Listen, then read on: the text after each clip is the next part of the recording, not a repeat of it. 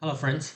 In this session, we're going to cover another very useful and practical pandas method, which is concat. Concat essentially is to combine multiple data frames together. It doesn't have to be combining two data frames. You can combine how many ever data frames you want. And in our day-to-day life, oftentimes we need to concat many reports together. For example, if you have a report every month, you probably want to concat all those months together for quarterly reporting or annual reporting.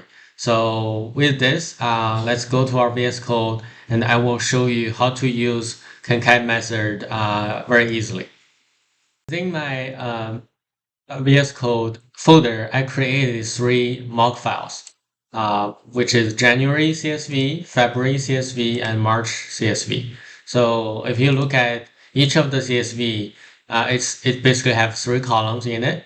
The first column is date, second column is customer, and third column is sales amount. And January, of course, has the January sales data in there and listing all the January transactions. February has February transactions, and March has March transactions. With this, let's create our concat program to concat all 3 months together so we can have a Q1 consolidated sales report. Let me create a new file called pandas concat.py. And for this, let's do the import. And remember, we previously used the read CSV method to create data frame from the CSV directly. So we're gonna do that. So this is my January data frame, and I will read in January CSV. And same thing for February, I will read in February CSV, and for March, I will read in March CSV.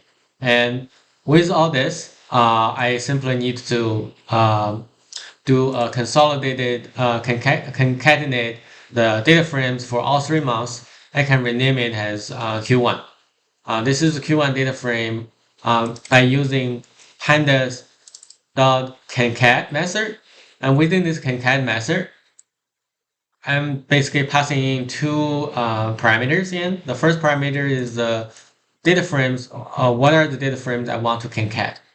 Because I'm concating three data frames here, I create a list object. And then within the list object, I basically put January, February, March has the element into this list.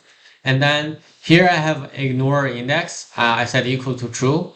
I will explain why I set ignore index equals to true because concat, if I don't set the ignore index equals to true, imagine the first data frame we created, and this first record will have index 0. Second record will have an index, basically it's an index of 1, and the third will have an index 2. So basically it's 0, 1, 2, right? Remember, Python counts number of records start from position 0. So 0, 1, 2.